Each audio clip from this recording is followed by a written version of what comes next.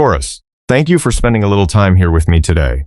As I sat down with your cards and tuned into your energy, the feeling that kept coming through wasn't one of beginnings. It was a feeling of turning back, of looking back, of something circling around that once seemed long gone. Some stories reach a point where we assume there's nothing left to revisit. Some people walk out of our lives in a way that makes the ending feel final, like the chapter has already been written, like there's nothing more to understand. And yet, the energy coming through this reading seems to be telling a different story. As always, take what resonates with you and simply leave the rest behind. This is a general reading, and not every message will fit every person in the same way. What made me feel so drawn to do this reading is the sense that something is shifting quietly behind the scenes. Not loudly, not dramatically, not all at once, just a subtle movement beneath the surface. The kind of shift that can slowly change the way you see a person, a relationship, or even yourself. So let's take a look at the cards and see what story they may be unfolding for Taurus on this journey.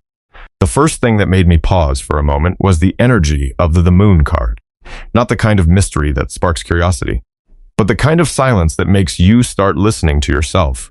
There are seasons in life when, on the surface, nothing seems to be changing. You wake up at the same time. You drive the same familiar roads. You take care of the responsibilities that need your attention. You answer the messages that need answering. And from the outside, it looks like everything is fine. But inside, there's a completely different story unfolding. The Moon card often comes through when emotions are no longer sitting on the surface. They've settled, gone deeper, become quieter, and somehow harder to name. I feel like many Taurus viewers coming into this reading are in exactly that space. No more sleepless nights over someone. No more constantly checking your phone. No more feeling like you need to know what they're thinking or where they are. But that doesn't mean the feelings disappeared.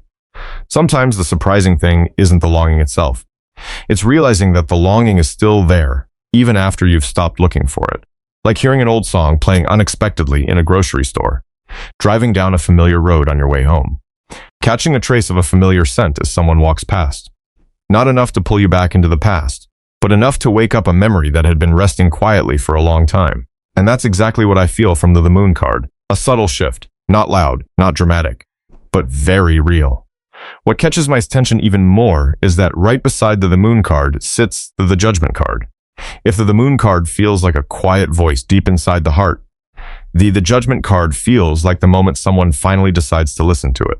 In many readings, the Judgment card carries the feeling of looking back, not to live in regret, not to recreate the past exactly as it was, but to understand what really happened. I don't experience this card as a reunion. I experience it as an awakening. And that awakening may be happening in more than one direction. It could be happening within you. It could be happening within the other person, or perhaps both. Life has a strange way of carrying us far away from certain stories, far enough that we genuinely believe we've moved into a completely different chapter. And then one ordinary day, when nothing unusual is happening, a thought appears, not to pull us backward, but to help us see that story through different eyes. That's the feeling the Judgment card brings through here. A new perspective, a deeper understanding, enough distance for emotions that once felt chaotic to finally become clear. And then I noticed the Page of Swords card. This is where the energy begins to shift slightly, because this card doesn't feel like an ending. It feels like observation, someone looking back, someone wondering, someone thinking more than they're letting on. One thing I love about the Page of Swords card is its caution. It doesn't rush. It doesn't force action. It simply watches, reflects, tries to understand what's really happening. Sometimes after a long period of silence, the first thing that appears isn't a message. It's a thought, a question, a pause, a quiet moment where someone asks themselves, I wonder how they're doing now. And sometimes the biggest changes begin with something that small. A thought, a memory, a second look. No one can know exactly where things go from here. But I do feel that the energy of this reading is moving, slowly, gently, but consistently. And that feeling becomes even stronger when the Wheel of Fortune card appears. What I find interesting about this card is that it doesn't force anything. It doesn't demand that something happen. It simply reminds us that life is always moving. Things that seemed frozen for a very long time sometimes begin to move again. Things that felt distant sometimes return in a different form. And sometimes we don't realize how much we've changed until we're standing in front of something familiar. Maybe that's the most important message in this first part of the reading. The person who has changed the most in this story may not be the one looking back. It may actually be you, Taurus. The person who once waited has learned how to keep living. The person who once tried to hold everything together has learned how to let go. The person who once questioned their own worth no longer needs someone else to provide the answer. And because of that, if a door is quietly beginning to open again somewhere in this story, the biggest question isn't who might be returning. The biggest question is whether your heart still wants to walk toward that door the same way it once did. It's like a quiet house in the late afternoon. The light outside the window is changing very slowly. Everything looks exactly the same as it did yesterday. But if you look a little closer, you may notice that something has already started to move, not on the outside, but in the way you're looking back at everything you've been through, because some stories don't reveal the full weight of what they carried until enough time has passed. While you were living through that relationship, many Taurus viewers may not have had a name for the exhaustion they were carrying. You told yourself you were trying. You told yourself you were being patient. You told yourself that every relationship goes through difficult seasons. But looking back from where you are now, part of you is beginning to understand that what drained you most wasn't the arguments. It wasn't the disagreements. It was the instability, the constant uncertainty. The Two of Pentacles card comes through here like someone trying to keep their balance between two currents moving in opposite directions. One day everything feels close. The next day everything feels distant. One morning you receive attention that softens your heart. That same evening you're wondering what you did wrong. There is no consistency, no real sense of security, just the same cycle repeating itself over and over again, keeping your mind in a constant state of alertness. It's like trying to fall asleep in a room where the lights keep turning on and off all night. At first, you think you'll adjust. You think you'll get used to it. But over time, the exhaustion begins to build. I feel like many Taurus viewers in this reading became the person responsible for holding everything together. The one who sent the first message. The one who reached out after periods of silence. The one who tried to understand instead of being understood. The one who kept offering patience instead of receiving it. And the difficult part is that it happened so gradually, so slowly that you didn't even realize you were carrying more than your share, until the Devil card appears. What has always fascinated me about the Devil card is that it rarely shows up as something obviously frightening. It often arrives disguised as a pattern, a cycle, a reason to stay. A promise that things will eventually be different. A belief that if you just hold on a little longer, everything will work out. Sometimes the Devil card doesn't keep us stuck through fear. Sometimes it keeps us stuck through hope. The hope that this time they'll change. The hope that this time they'll understand. The hope that this time things will finally get better. And that hope can keep someone staying far longer than their heart was ever meant to endure. I see the image of someone leaving work after a long day, sitting in their car for 15 extra minutes before driving home. Not because they're busy, not because they want a break, but because they don't have the emotional energy to walk into another cycle. You start feeling exhausted, but you keep trying. You start feeling lonely, but you stay. You begin losing pieces of yourself, but you continue convincing yourself that things will improve. Then the Five of Pentacles card comes through. And this card doesn't make me think about material loss. It makes me think about feeling abandoned inside a relationship you've already invested so much of yourself into. Standing next to someone and still feeling alone. Sharing your life with someone and still feeling unseen. Being present in their world and never quite feeling chosen. It's a very quiet kind of heartbreak, because it doesn't arrive all at once. It doesn't explode. It wears away at you, slowly, the way water wears down stone, day after day, until a piece of your faith begins to erode. And maybe that's why the Tower card appears, not as punishment, not as tragedy, but as the point where the heart simply cannot carry anymore. I've always felt that the Tower card can be the moment someone finally tells themselves the truth that they're exhausted. The truth that they cannot keep carrying an entire relationship by themselves. The truth that love should not require living in a constant state of uncertainty. Though the Tower card isn't always lightning striking from the sky. Sometimes it's a sigh. A sleepless night staring at the ceiling. A quiet moment sitting alone in the kitchen after everyone else has gone to bed. A deeply honest realization that says, I can't keep doing this. And when that moment arrives, the Three of Swords card quietly enters the story. Not dramatically, not loudly. Just the pain of accepting that there are some things we love deeply that cannot be saved through our effort alone. It's the kind of grief that forces a person to grow. Not because they want to, but because they have no other choice. Many Taurus viewers have carried that disappointment for a very long time. Not because the other person wasn't perfect, but because you gave so much and never received the same level of commitment in return. Disappointed because you kept the light on in a room where only one person was changing the bulb. Disappointed because you were always the steady one, always the strong one, always the understanding one, until eventually you forgot what it felt like to be supported yourself. And maybe the most painful part wasn't the ending.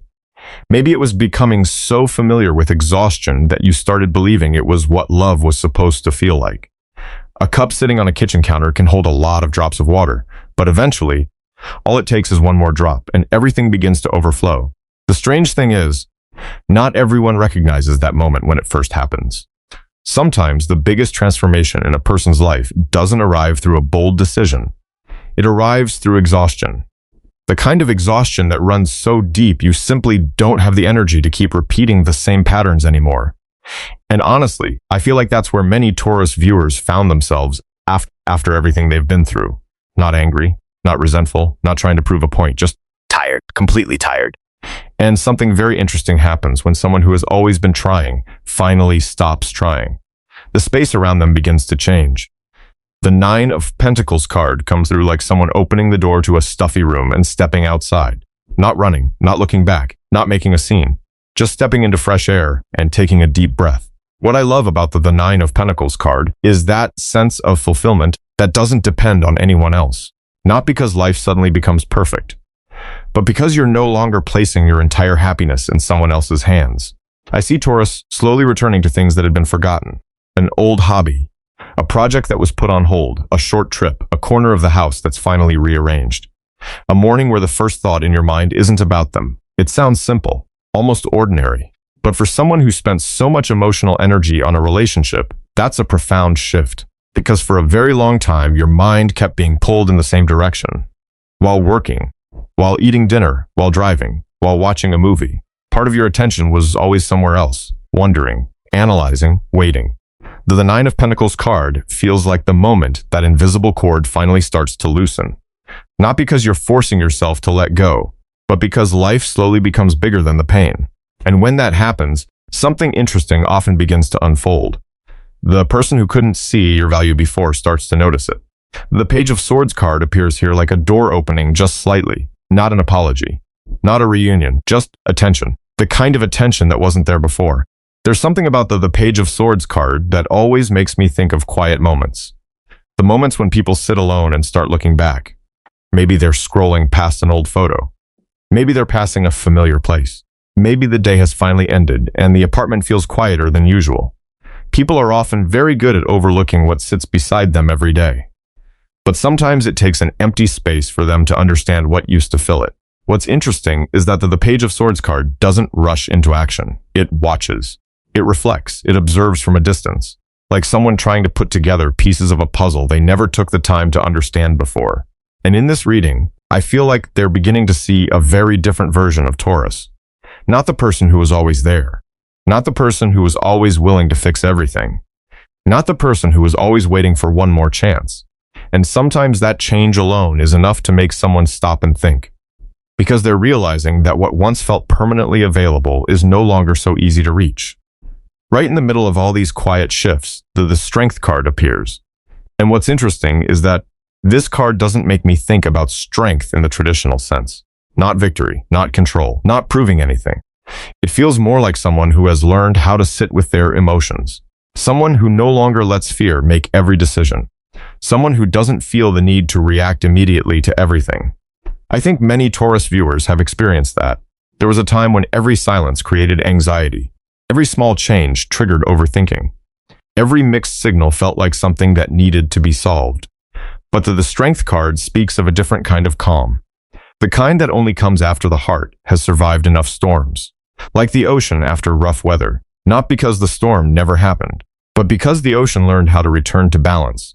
Standing quietly behind all of these cards is the Hermit card. Like a guide who doesn't say very much, who doesn't push, who doesn't force. Just carrying a small lantern and continuing down the path. And I feel like the Hermit card is telling a very personal story. A story that says the answer may not be found in what the other person is thinking. And it may not be found in whether they look back or not. The answer might be found in how much of yourself you've found again. There are evenings when the house is completely quiet. The phone doesn't buzz, no messages arrive, nothing unusual happens. But for the first time in a very long time, that silence doesn't feel frightening. You begin to enjoy your own presence again. And that's often when a new chapter starts forming inside a person. Not because someone new walks in, but because you've finally stopped chasing what keeps walking away. There's a chair sitting quietly on a front porch beneath the fading evening light. No one is sitting there. No one is calling anyone's name. And yet, from somewhere far away, it almost feels like someone is realizing, perhaps for the very first time, just how much that empty chair once meant to them. Life can be strange sometimes. There are lessons that don't reveal themselves while everything is still present. They only appear after a space has been created, after the noise fades, after the things we once took for granted are no longer within reach. And honestly, I feel like this is where the story begins to change for the person who once walked away from Taurus. Not through an emotional breakthrough, not through a dramatic confession, but through confrontation. The kind that happens quietly. The judgment card comes through like the sound of a bell echoing through a room that has been silent for a very long time. Not to wake someone from sleep, but to wake them from an old way of thinking. Some people don't truly look back at a relationship until they've already tried moving forward. After they've filled their calendar with other plans, after they've buried themselves in work, after they've convinced themselves that what happened no longer matters. But time has a way of doing something remarkable. It slowly strips away the explanations we once used to protect ourselves, layer by layer, until eventually all that's left is the truth. And the truth is often much simpler than we expect. That some people are not as replaceable as we once believed. That some connections cannot be measured by how often two people talk, or by how many days they spent together. That certain things are only fully understood once they've become memories. That's the feeling I get from the judgment card here. Not loud, not dramatic, but deep enough to change the way someone sees their own past. What immediately catches my attention is that right beside the judgment card sits the death card. A lot of people see the death card and think about endings, but that's not what I see in this reading. What I see is shedding, letting go. Almost like someone finally stops defending the version of themselves they've outgrown. No more excuses, no more blame. No more running from questions they never wanted to answer. There are moments in life when we are forced to look at ourselves honestly. Not because anyone makes us, but because the things that once worked no longer work. The habits that once felt comfortable no longer bring peace. The choices that once made sense no longer create the same results. The death feels like a door quietly closing behind someone, not as punishment, not as loss, but as a recognition that they cannot keep returning to the person they used to be. They can't keep pretending things are exactly the same. And I think that's why this reading doesn't feel like the same person standing in the same place. Something is changing inside them, slowly, quietly, but genuinely. Like someone standing in front of a mirror longer than usual. Not studying their appearance, but looking at the parts of themselves they've spent years avoiding. Then the Knight of Pentacles card appears. And if the Death card represents the inner shift, the Knight of Pentacles card feels like the first steps taken afterward. One thing I have always appreciated about this card is that it never rushes. It doesn't make grand promises. It doesn't charge forward fueled by emotion. Instead, it carries the energy of someone who finally understands that anything valuable takes time. And that feels like one of the biggest differences between who this person was and who they are becoming.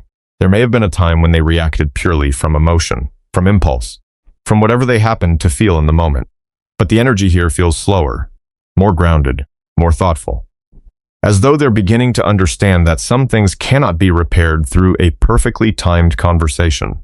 Some things require action, consistency, patience, time. And that's exactly when the Chariot card enters the reading. What's interesting is that the Chariot card doesn't feel like escape. It feels like direction. I've always seen this card as someone sitting behind the wheel and finally knowing where they want to go. No more driving around aimlessly. No more changing course every time emotions shift. No more allowing inner conflict to pull them in opposite directions. A sense of clarity begins to emerge, not perfection, just clarity. Enough clarity to start seeing things differently. Then the Wheel of Fortune card appears at the end of this journey. And what stays with me isn't the fact that the wheel is turning. It's the realization that neither person in this story is standing where they once stood. Taurus is no longer the person who tried to hold everything together at any cost. And the other person is no longer looking at life through the same lens they once did. When both people change, the story itself begins to change. No one can know exactly where life takes either person from here, but there is a feeling that lessons once delayed are finally beginning to make sense. Questions that remained unanswered for a long time are slowly finding their own answers. It's like driving down a long road after the rain has passed. The road is still the same road. The trees are still standing where they've always been. And yet the reflection of light across the wet pavement makes everything look different. Sometimes what changes isn't the landscape. It's the eyes of the person looking at it.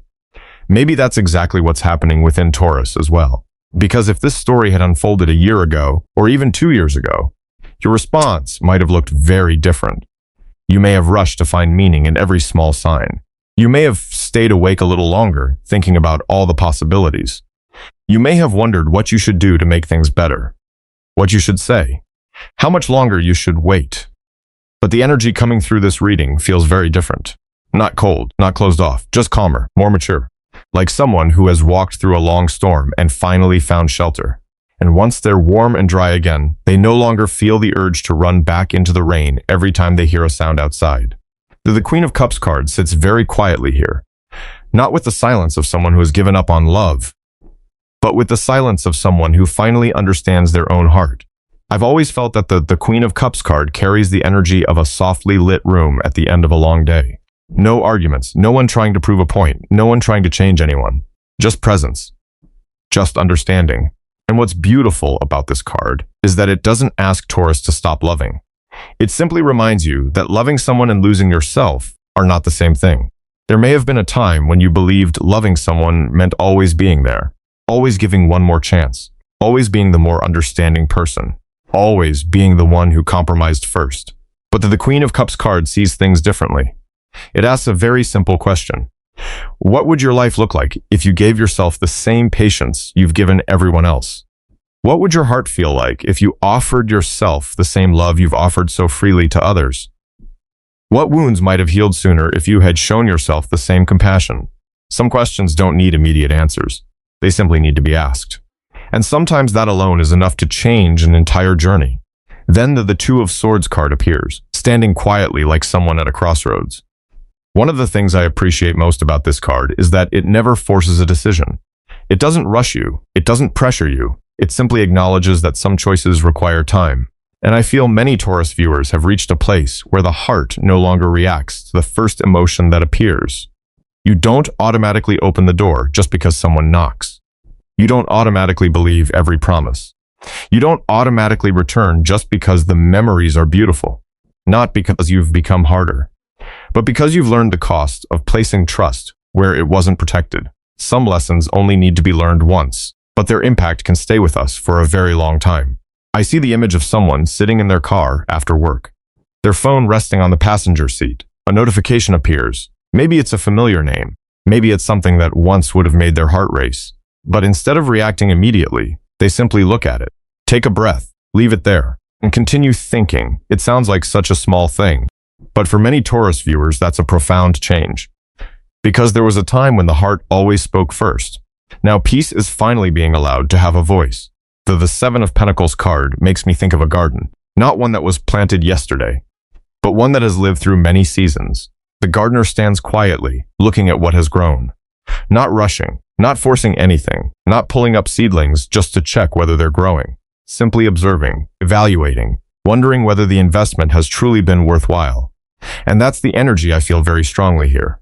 Taurus is no longer asking, how do I keep this connection? Taurus is beginning to ask, is this connection nurturing me? Those are two very different questions.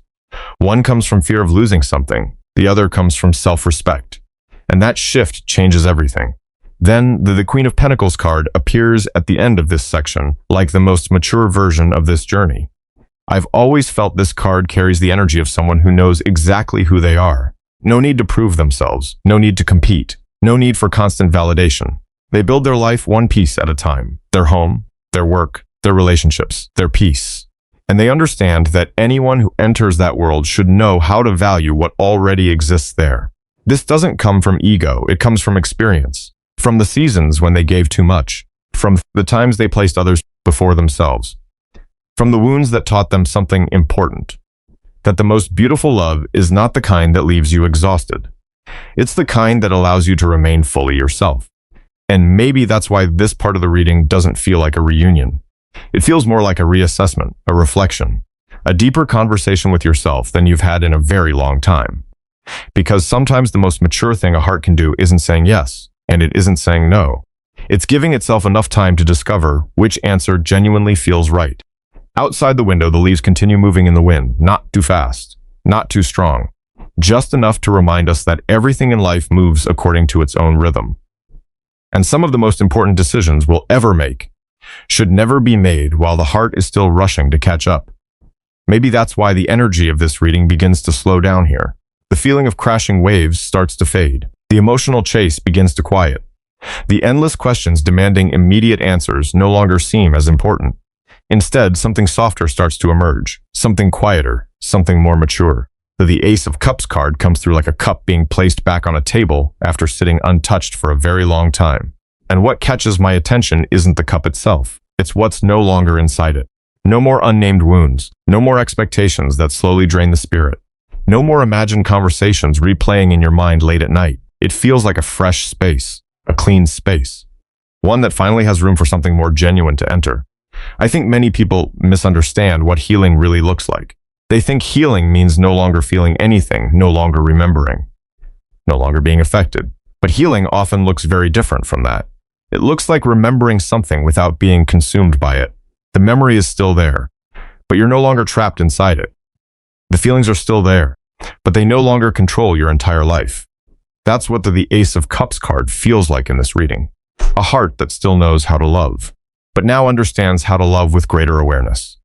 What's interesting is that the Ace of Cups card doesn't stand alone. Right beside it sits the Hierophant card, almost like a mature voice entering the conversation.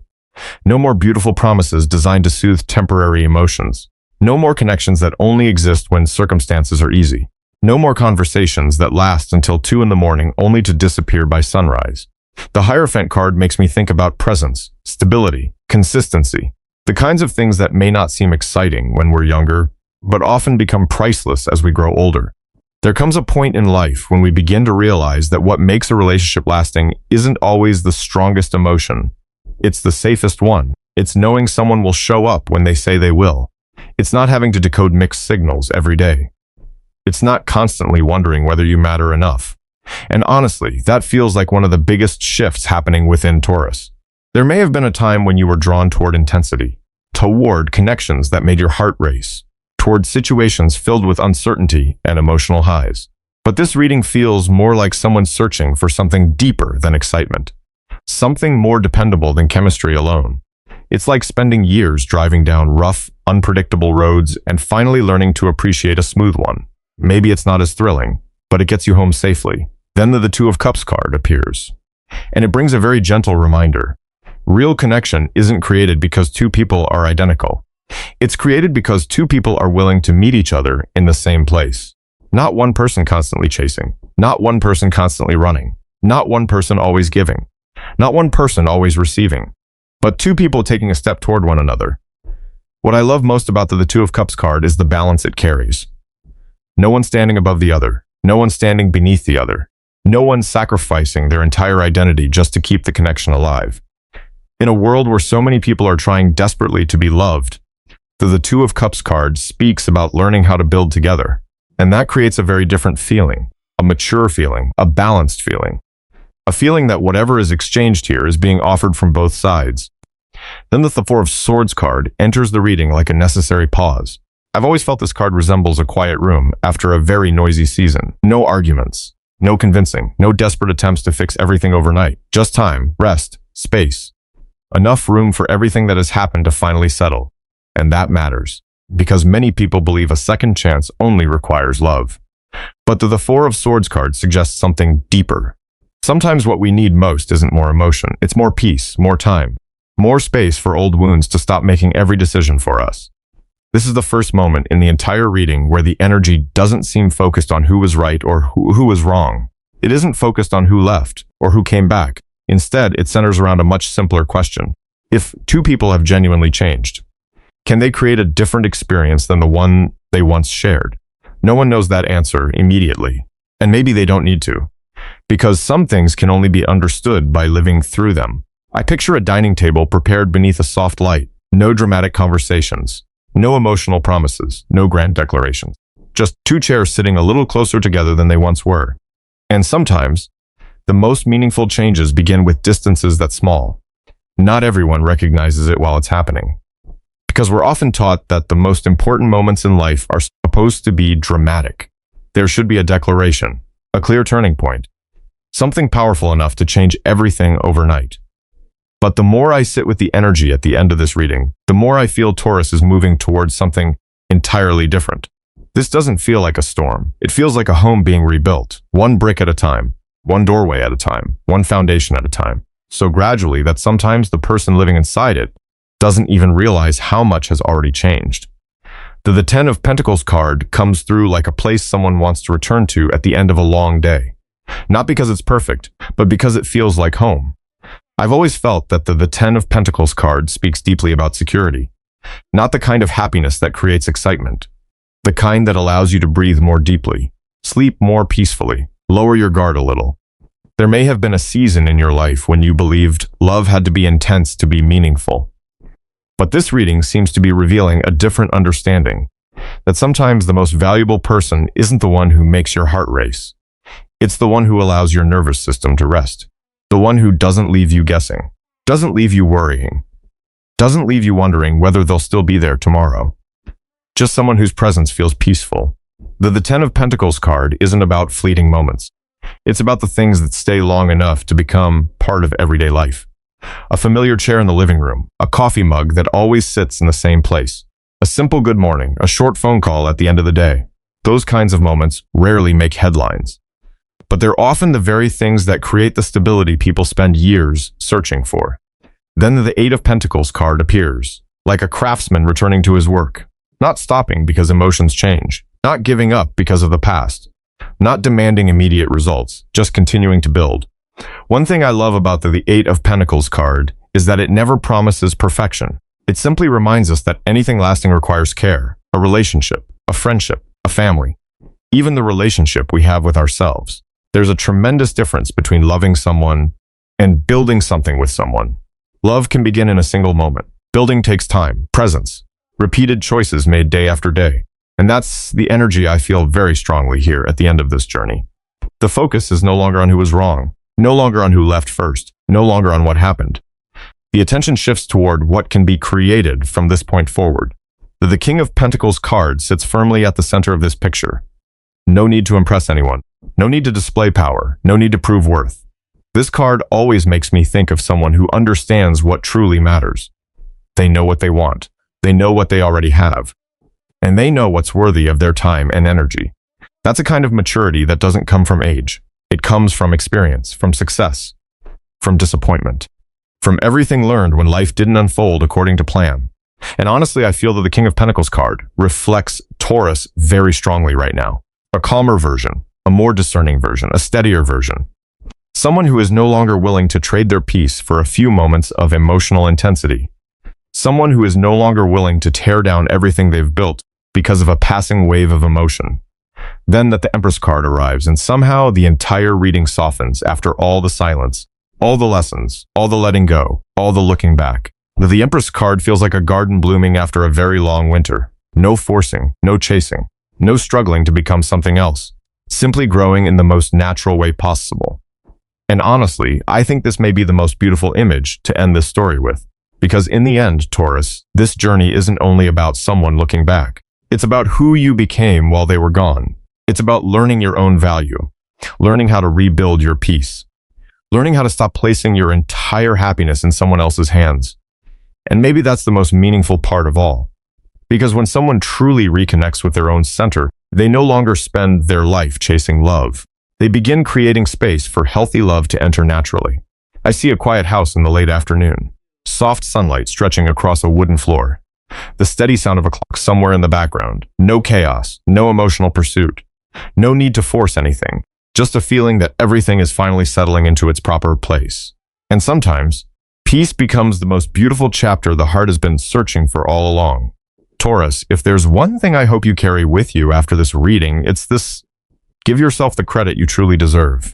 because sometimes we become so focused on who left, who might be returning, or what's changing around us, that we forget how much we've grown along the way. No matter where this story leads from here, I hope you remember that the peace you've built within yourself is something worth being proud of. It didn't happen overnight. It came through lessons, through healing, through moments when you had to choose yourself, even when it wasn't easy. Thank you for spending this time here with me today. And if any part of this reading resonated with your heart, I'd love to hear from you in the comments below. I always enjoy reading your stories, your experiences, and the different perspectives you bring to these conversations. As always, be gentle with yourself, take good care of your heart, and I'll see you again in the next reading. Until then, take care, Taurus.